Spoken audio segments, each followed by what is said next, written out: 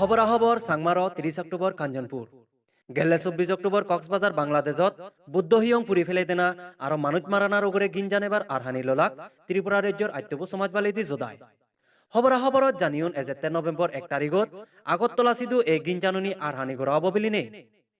সে Ginzan এবার রাজপথত বেগ আত্যব যোদার তপেতুন হুজুলি জানিউন হামাক্কাই গুড়ি থুব বলতে